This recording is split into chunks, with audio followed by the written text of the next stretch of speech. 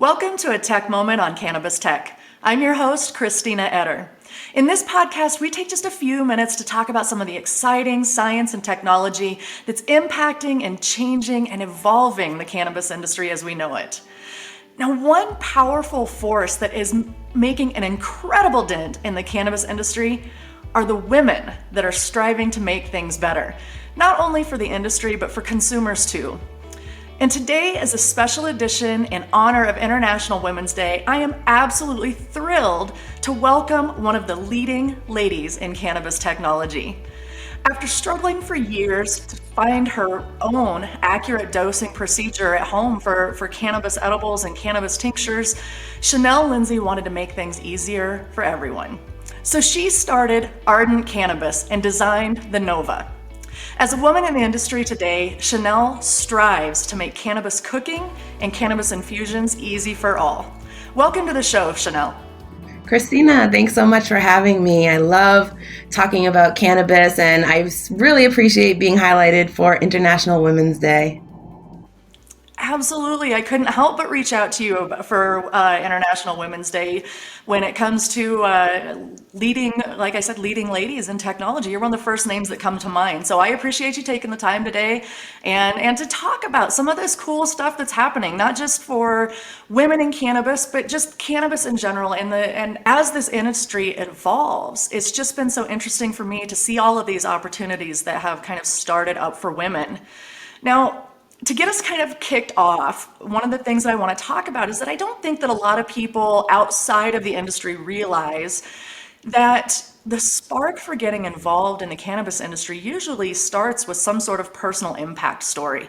And I know that you have one of those stories. So do you want to talk to our audience a little bit about your background and what led you to kind of develop Ardent and the Nova? And we'll talk about the FX too. Awesome. Yeah. And it's funny. I was just thinking the other day, necessity is the mother of invention. And that's absolutely true in my case when it comes to Ardent. So back 20 years ago, when I first had my son, I was this young mom and I was really struggling to treat a new medical condition that I had. I got an ovarian cyst after my son was born, and I was prescribed, pharmaceuticals that I was really concerned about my long-term damage to my liver. And I thought, I've been using cannabis in a more casual way and smoking it, but I know that people are really using this to treat their medical conditions. And back then, 20 years ago, there was no medical program, on the East Coast at all. But I knew that in California, there were amazing things happening there. And so I decided to really start looking into and researching how I could make these cannabis products for myself. And at that point, I was also becoming an attorney. So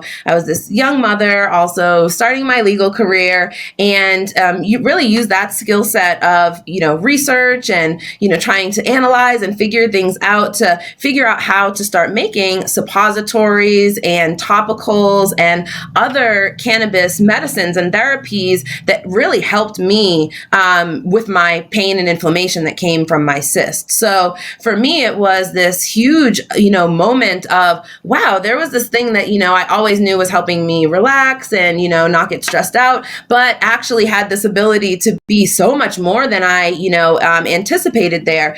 But with all of that excitement also came a lot of frustration because it was very difficult to actually make products that were reliable in the way that they were affecting me and in a form that was, keeping me eating and healthy in the way that I wanted to. I found that I was eating a lot of butter. I was eating a lot of oils, and I thought that there has to be kind of a better way here.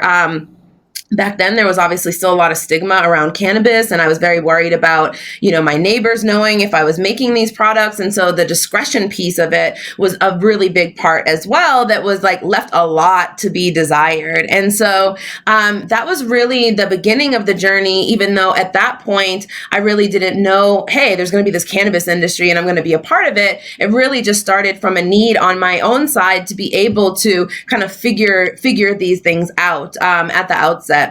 And so then about 10 years had passed, and I had a traditional legal career and really was doing this cannabis piece, but also had been arrested by that time for just having a little bit of cannabis, of my medical cannabis. And so that was something that, as woman, as a Black woman, it becomes difficult to reach a certain professional status. And the moment that all of that was going to be taken away because I had less than the decriminalized amount here in Massachusetts, that was a real turning point as well. So it was kind of like these little pieces along the way that led to this moment, where Massachusetts was considering, there are people that really wanted to legalize here in Massachusetts, had been working on it for, 20 plus years. And there was actually an opportunity to do that. And so I was invited to be one of the drafters of Question 4 here in Massachusetts, to legalize cannabis in Massachusetts. And that was like a very great honor, right? To be able to go in and say,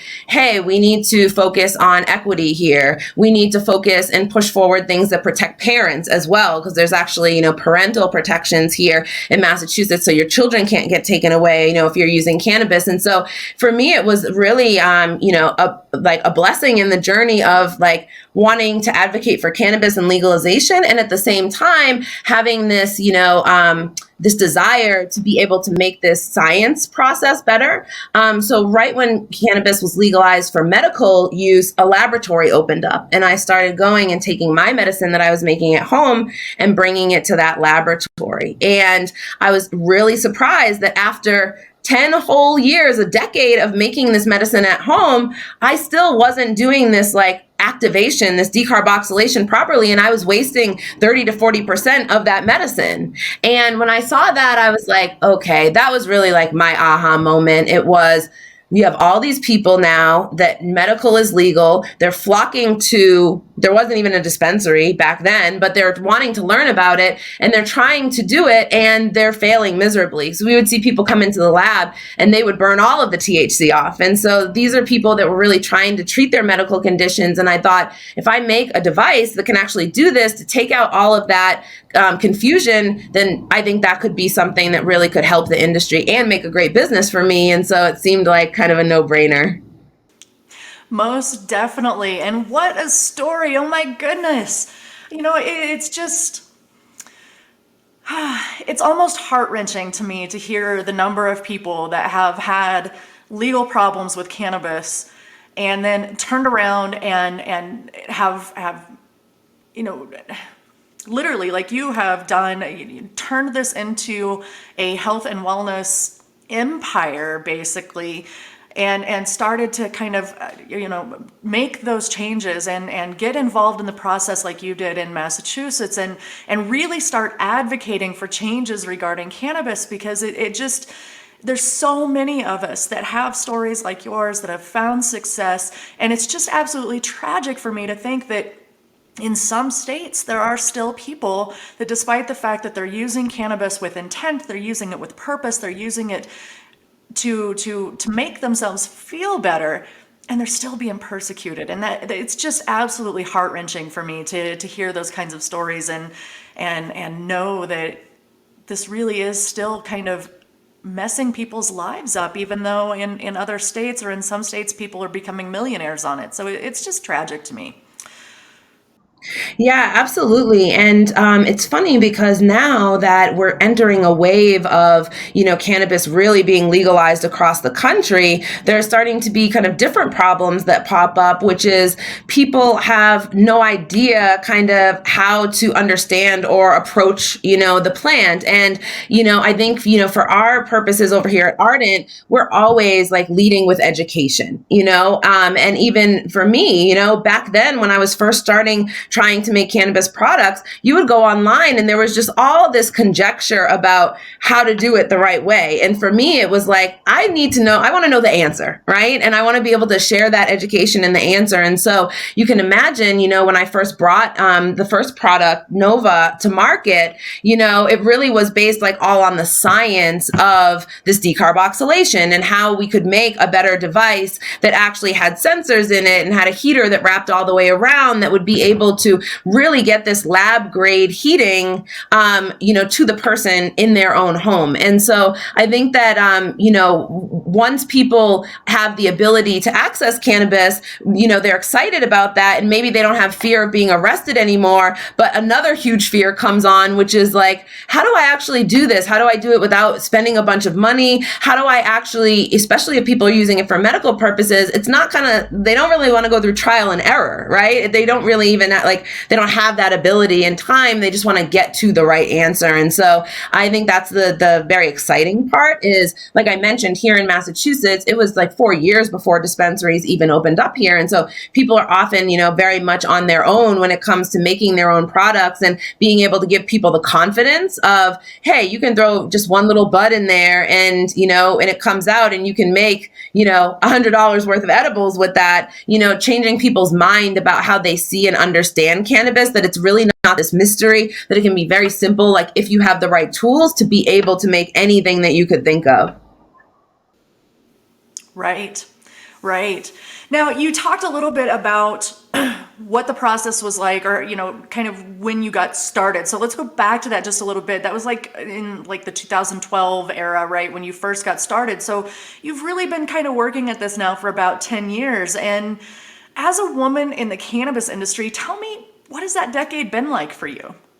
I've seen a lot of change over the decade. When I first started in the industry, it was definitely very much of like a bro culture. There was still a lot of overt challenges that women were facing and discrimination as far as just the way we were being portrayed. There was a huge problem in advertising around cannabis, and I think you still see the relics of that, which I think will continue.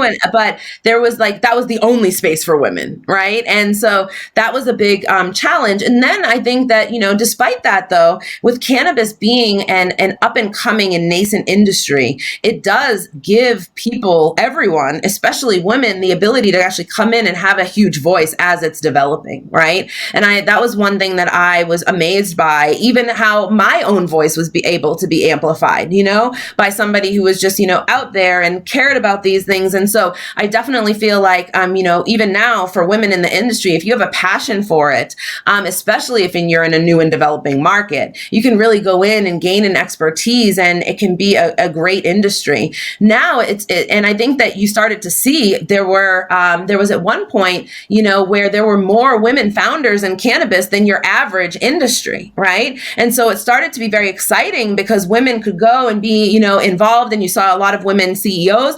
But now there's actually a little bit of a backsliding there as cannabis is growing and the industry is maturing, and you're starting to see like consolidation of businesses and things like that. You're actually seeing kind of less women at the forefront. And so, for me, it's all about creating great products. And, it definitely hasn't been a challenge raising money. I think that's like a huge difference, is that, you notice that it's a lot easier for some folks to raise money than others. And that's definitely something we've encountered at Ardent. But I think what it's done is it makes you run a really great business, and makes you run a profitable business, and really have to, put in a lot of sweat equity. But at the end of the day, you do control what you build. And so I think that that's been my personal experience, that, there have been some hardships along the way, but they've actually turned out to be things that, have been, important in the growth and development. That being said, it's unfortunate because you see a lot of women who have great ideas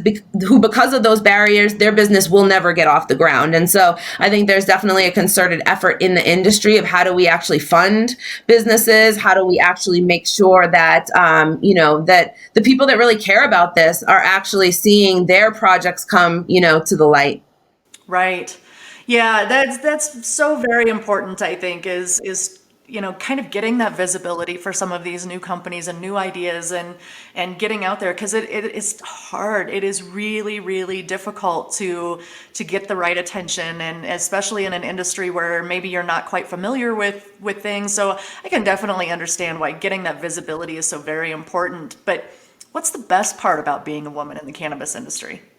That there is so much opportunity to make an impact because I feel like generally the industry is underserved, right? But women within the cannabis industry are so underserved, and there's just a great opportunity to build an amazing brand because there aren't a lot of female-led brands, and again, like let's just be clear, like women-led brands are universal brands, right? But we definitely bring a certain panache and style and viewpoint to the industry. And I think that you see that reflected in companies that women bring to the table. And so I think that it's been also amazing supporting other women, right? Ardent, our company, we have a lot of affiliates that work with us, right? And that's a big part of our business model. And the large majority of those affiliates are women. And so these women have, their own cannabis businesses and they're promoting our products. And those are actually, we see those as partnerships and, helping other women in the ecosystem. And so I think that's the exciting part because women have challenges in the industry, we're bonded together and we have great relationships and we help each other. And I think that, we have a future focus of making sure that there are other, women coming up in the industry as well, and that we're paving a path. And that's a very exciting part. That's my favorite piece of it. Most definitely. And, I'll have to give testament to that. I actually discovered Ardent through a female-led blog it's been about 4 years ago now when I first discovered the company. So, and again, it was through that affiliate program. It was through a blog of a gal out here out in Colorado, that writes and cooks and does things on the internet. So absolute testament to the affiliate programs and the positive benefits that can come from that.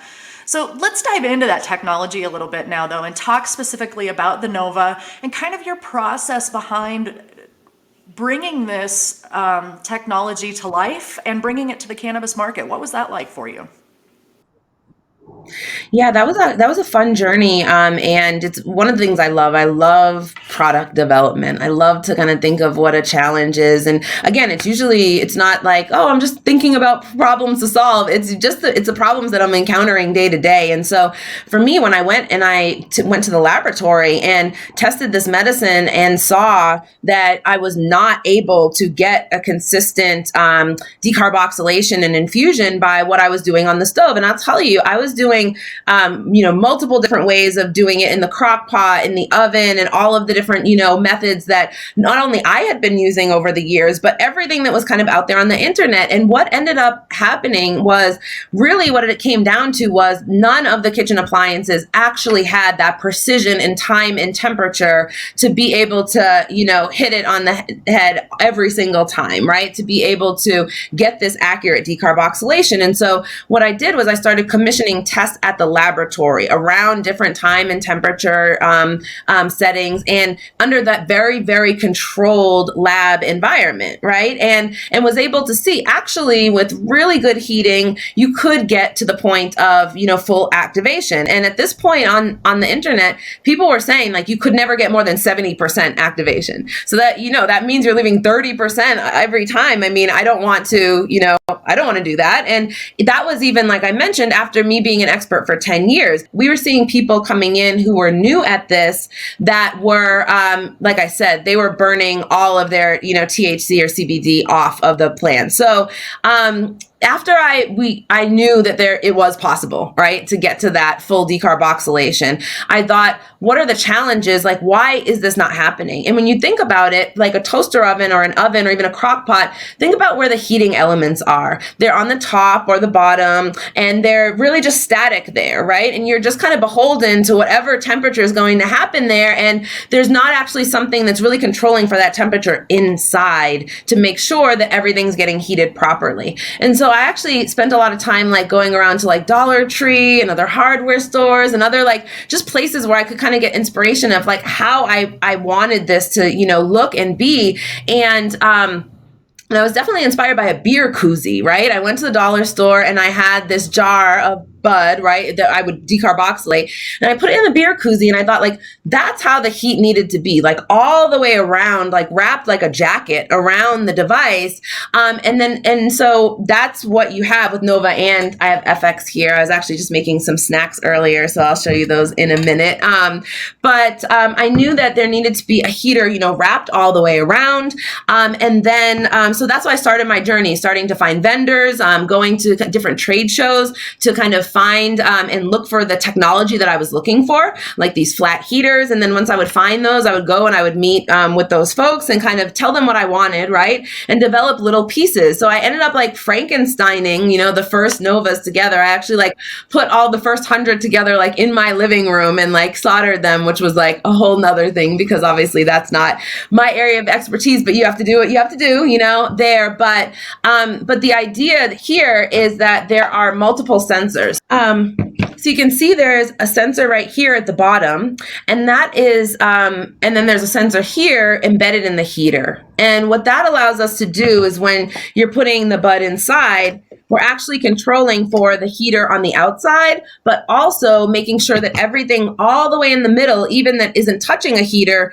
actually is getting heated up. And so there's an algorithm down here that is taking that heater up to the right temperature, never going above a temperature that would actually hurt the cannabinoids, but then also controlling for that inside temperature. So that's how we're able to get an incredibly precise and even heating that you're not able to get, using other methods. And that has proved, really effective. So we get over 97% activation without degradation in any time. So practically what that means for people is that your average person is using less than 50% of what they used before when they were making edibles or in topicals. And so there's an incredible savings. And the fact that you can only do 1 gram at a time or fill it up, it really allows people to test it out and not have to kind of use too much cannabis. And so when people realize you could just take 1 gram of bud, and that bud, like say it's 20% THC, which is a pretty, average amount, that's 200 milligrams in every gram of bud, And so when people are thinking that, especially if they're growing at home, like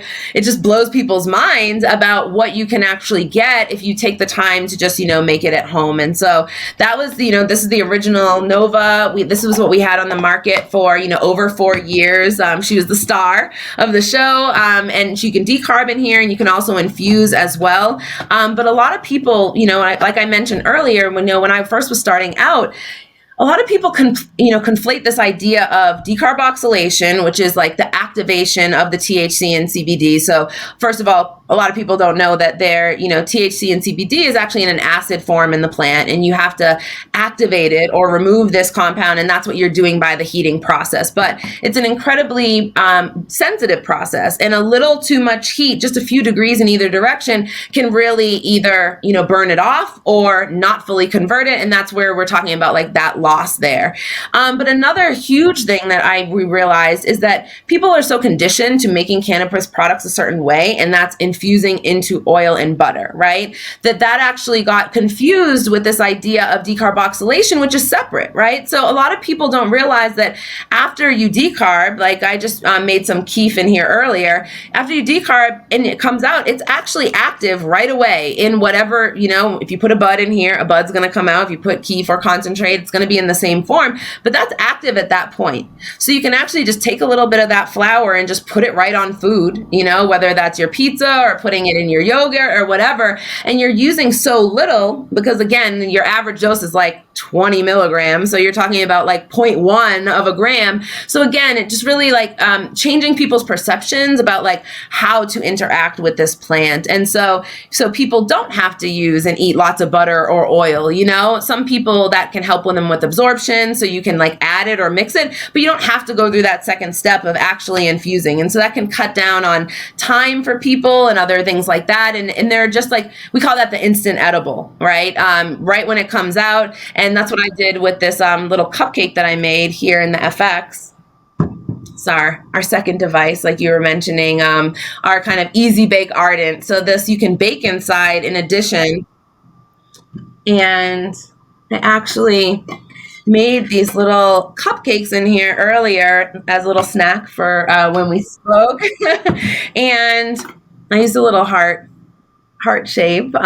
Just yeah, and these are just some of our chocolate cake mix, and I just put some keef in there. So I activated the keef, and you could do it with bud too, and just broke it up in the batter and put it in here, and like you'll never even taste it, you know. And so I think people, we love surprising folks with this idea that it can be so easy. You don't even have to have a kitchen. That was really the idea behind FX, the all-in-one cannabis kitchen. Is like I'm in my office right now. I made these in my office. I did all of that right here at my desk, and it was very discreet and no one had to know about it. And, just really streamlining and simplifying the process. Like there's no need to like be in the kitchen, over your stove or crock pot anymore. You can just really, make it really easy.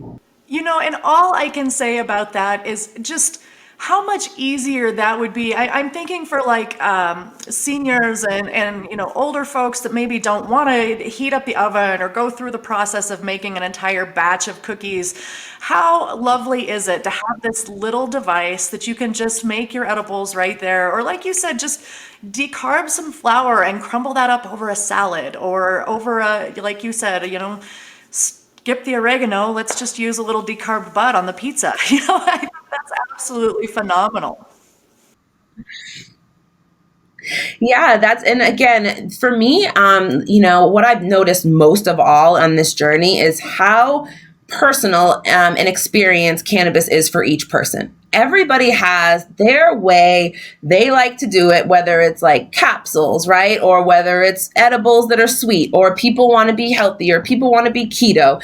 And, we realize that you really have to meet people, where they are and give them the option that just naturally fits into their lifestyle. And I think that that's one of the best things about Ardent, and it's funny because this is the FX, but that's short for Flex. And the idea is that it's an all-in-one kitchen, but it's also flexible in any cannabis product that you want to make, you're able to do that. And so, and do it very easily, like we were saying, without having to interrupt what's going on in the kitchen, or, or have kind of cross contamination of cannabis stuff with other stuff, and just being respectful of people. And so for COVID, it was also really interesting because we launched the FX right when the pandemic was starting. And so it was very interesting to have this all-in-one device that allowed you to like do everything in your room, because a lot of people were just like in their rooms, and wanting to kind of have their own space. And so it was really interesting to see the timeliness of that. Obviously that wasn't our intention at all, but it did show kind of, it is good to have something that you can kind of do and it doesn't have to impact other people and is very discreet, because that is something that, despite the fact that cannabis is legal, a lot of people still live in places where they cannot smoke or cannot use cannabis. And it's very important to have an option for people where they can still get their therapies and still get their medicine, but they're not, putting themselves in a position of danger of, whatever it is. And that was something for me personally. I can't tell you, Christina, like I was so tired of living under the stigma of cannabis, from the very beginning, like, from being a college student to being a young mother who used cannabis to being a professional lawyer who used cannabis, and seeing, as an attorney, there's a lot of substance abuse in the legal world with attorneys. It's a very high pressure job. There are a lot of women who are using pharmaceuticals and pills, women attorneys, a lot of people that are, addicted to alcohol, and those have very, very serious harmful effects. And I'm a cannabis user, and that was stigmatized and it was looked down upon. And I was really frustrated about that. And I realized though that there are so many other people, I'm free from that at this point, but there are so many other people that really need discretion, and they need reliable ways that aren't going to put their, lives in jeopardy until, again, they are ready and willing to speak out and do that. And so I think that I hope that we offer that for people too. Right.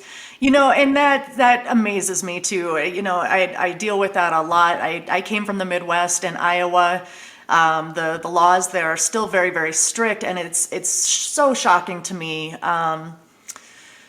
Since I've been in Colorado now for several years, it's so culture shock to think that when you go back to those states that you still have to hide your medicine, you have to tuck things away, and it's just really, it's frustrating to me to see people in other states having to struggle with things that I don't even think twice about anymore since moving to Colorado. So Now, one thing I do want to ask about the FX, and I love the whole easy bake thing, the theme there. I think that's just wonderful. But you can actually do like traditional oil infusions and things in the FX as well, right?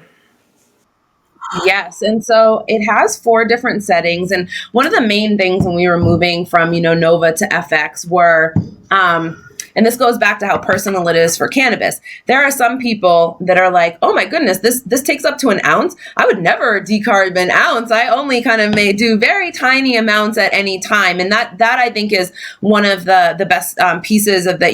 There's no minimum amount, right? On the other hand, you have a lot of people who are caregivers. They're making product for friends and family, whatever. They're growing at home. Whenever you start growing at home, you have tons of product. You have trim, you have you have all of these different, even stems, right? Like we have testing on our website showing that like, don't throw away your stems, like there's, viable THC and CBD in there. You can decarb and infuse your stems and have great oil there. So like, why would you, throw that away? That being said, a lot of people were like, this is too tiny for me. I would have to be running 6 of these at a time. And we actually did have, a lot of people and even dispensaries that were like running these, a lot of them lined up, but we knew that we wanted to make like a bigger device, right? That had the capability to do up to a quarter pound at a time, but also really, again, honing in on that science there and having different settings for different cannabinoids. So that was a main piece of the FX is that it actually has a specific CBD setting. So CBDA to CBD,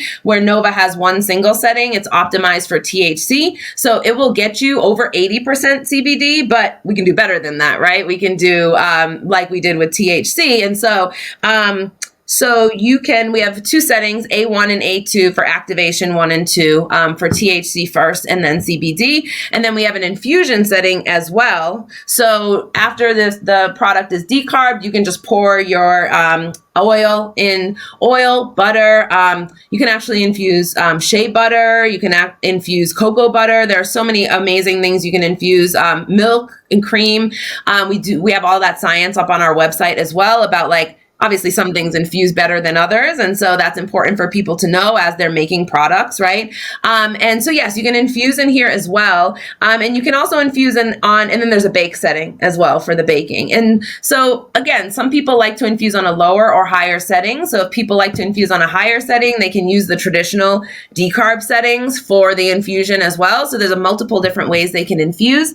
And actually we just launched this accessory earlier this year, which is a French press for the device. So after, it's our infusion press. So after you infuse, you can stick this in here and, press it down and really have a hands-free way of. And then there's a little spout here and you can pour it out there and really makes that infusion process even easier for people because it can get very difficult for people if they're like squeezing cheesecloth or doing all of these other kind of messier. We talked about seniors earlier as well. We really wanted something that was really simple and to be able to kind of get every last drop out of there. And so, yeah, whether people are kind of into the instant edible and using the product right away or whether they want to infuse. And then if they want to bake afterwards, like we really tried to have kind of like an all-in-one device that would really get people to where they needed to be. Fantastic. I love that flexibility because just like you said, everybody uses cannabis a little bit differently. Everybody's going to find a product that works a little bit differently for them or a method that works better for them. And so I love the fact that this one little device that literally can just sit on your kitchen counter can handle such a broad range of products for at-home users and caregivers, like you mentioned. I think it's just fantastic that the process is being simplified. Because I'm like you, I've been cooking now for several years with cannabis, and you are absolutely correct. There's no consistency. There's no way really to make that product exactly as you want it every time, unless of course you're living in Colorado where I'm at, and you can actually go buy, just the oils to mix into your recipes. But if you're using your own flour, the FX and the Nova both, I think, are just incredible pieces of technology that home growers and DIY cooks really just need to pay attention to. I think it's going to make all the difference in the world in that consistency factor that you're talking about. Now, I want to look a little bit to the future.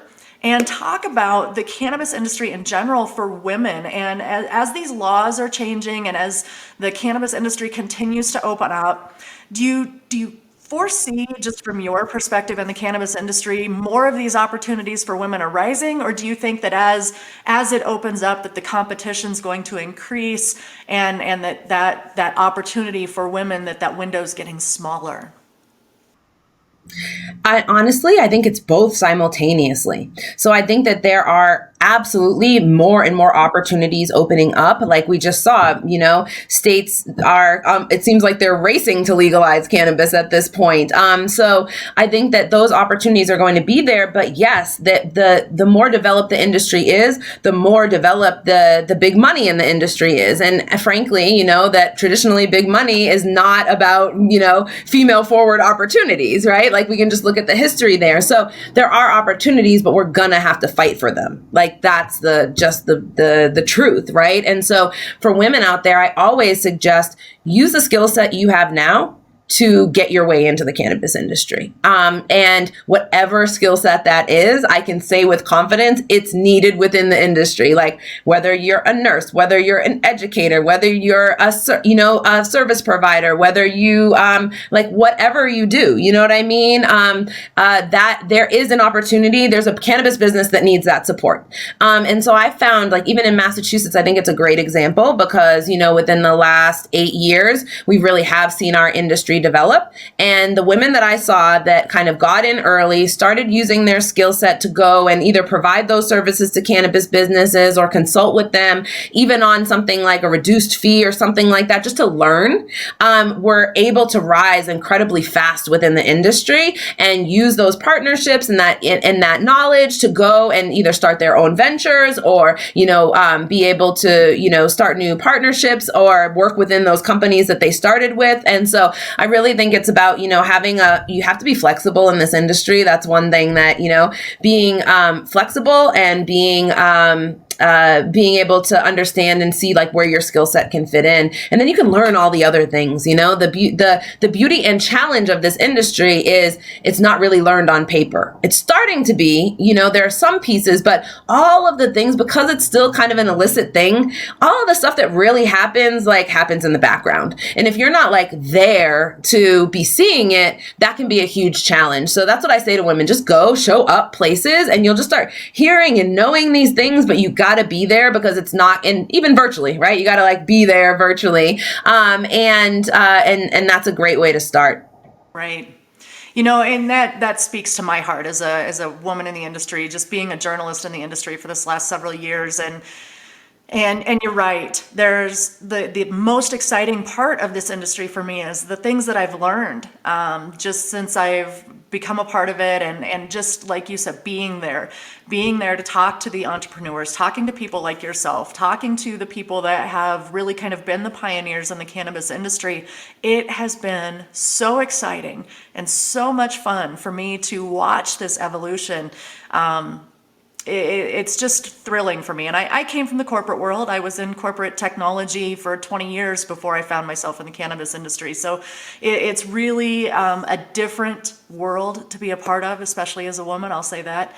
And been super exciting. But speaking of exciting, let's talk about what's on the forecast for Ardent, going forward in 2021. What are your goals and what are your goals for the future?